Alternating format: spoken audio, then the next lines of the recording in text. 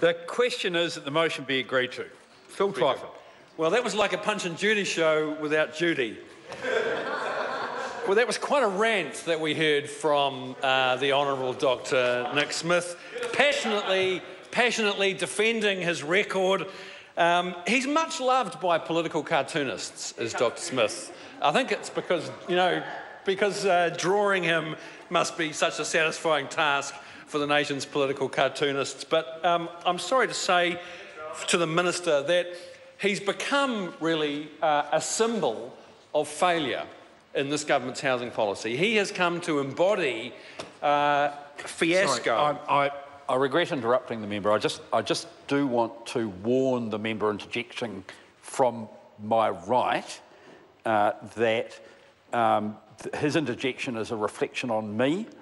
He is referring to a matter which is solely mine, and the width of this debate was set by Mr. Speaker right back at the beginning, and it was very clear it's a broad debate. So I don't want that sort of reflective interjection. Thank you.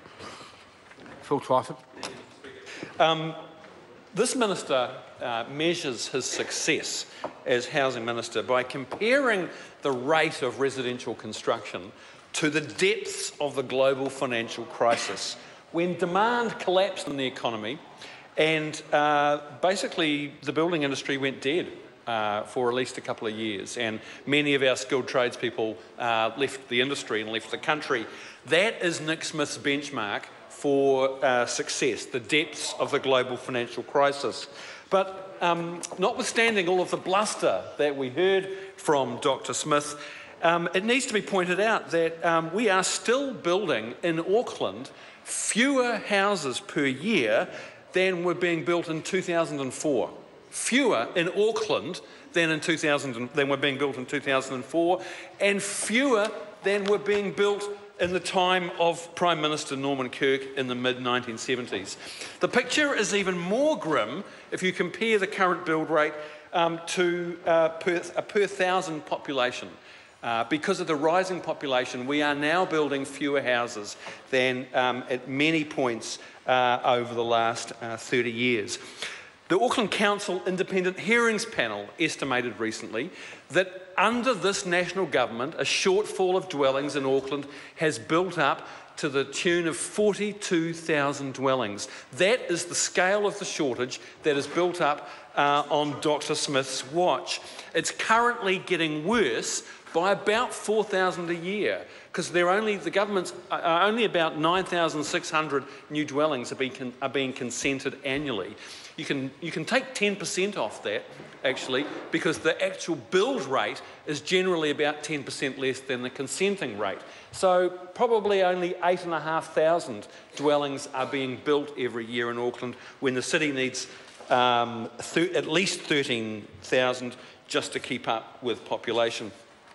So I want to say a couple of things about the special housing areas. Part one of this bill extends the special housing areas out, the HASHA, Housing Accords and Special Housing Area legislation, by 3 years. So I want to ask the question, really, what is the benefit of the special housing area legislation? We know it's the government's main policy when it comes to trying to increase the supply of new housing.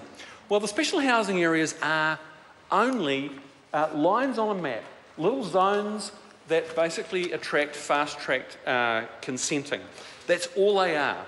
And there's no guarantee that houses will be built, and we can see from the numbers that over 3 years, and 154 special housing areas have been gazetted, but little more than a third of them actually have building consents been issued after 3 years of this policy. Little more than a third of them actually have building consents. What we can see in the special housing areas is that they actually have been a magnet for land banking. They have encouraged land banking by providing the fast-track consenting status, and by giving them a kind of a special status as special housing areas. They've actually encouraged land banking. So you can see one example after another of special housing area land being marketed by real estate agents for land banking. I kid you not. So, and what did Dr. Smith do 6 weeks ago, a couple of months ago, when he was asked about land banking in the special housing areas? He said, yep, there are 14 special housing areas where they've been given their consent, resource consents, they've got special housing area status, but they haven't even applied for building consents.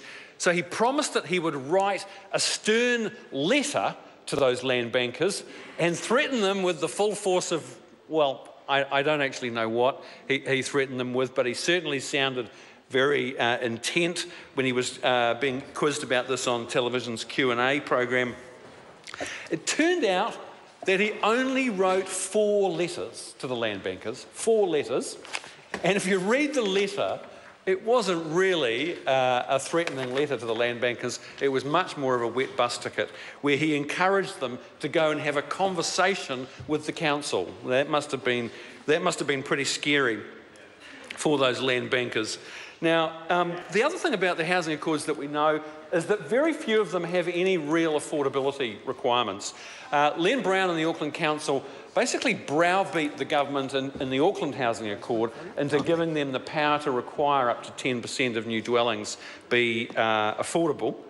But actually, in most of the other housing accords around the country, in Wellington and Nelson, in Tauranga, Nick Smith and his officials point blank refused to allow affordability requirements to be included in those housing accords. So as a result, very few affordable houses have been built because in an overheated and undersupplied market, what happens, of course, the developers choose to build more expensive houses so they can make bigger profits.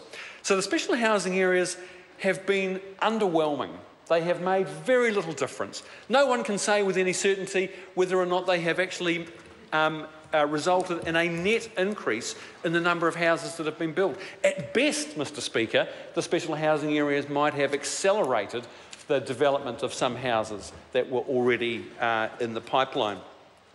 But we are going to vote for, or we would vote for, Part 1 of this bill to extend the special housing areas in order to ease the transition problems caused by the poor drafting of the original housing area and special housing accord and special housing area legislation, which, as has been pointed out in this debate, would cause some cost, uncertainty and delay to 8 developers in those special housing areas in Auckland, unless this legislation is extended. So if the bill did only that, then we would have been willing to support it. It's not much.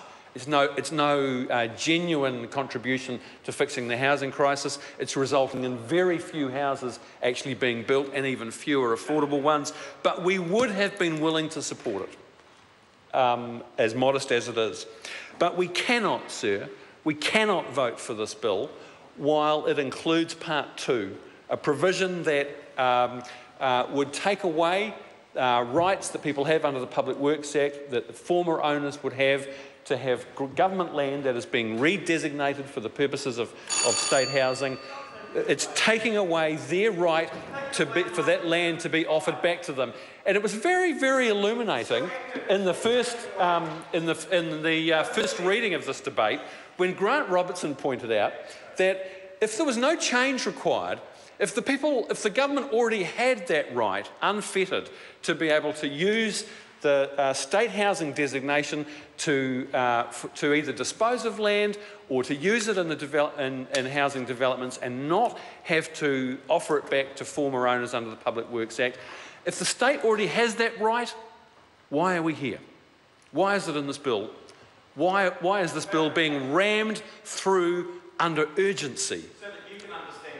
Well, I just think the member is being frivolous, if not insulting.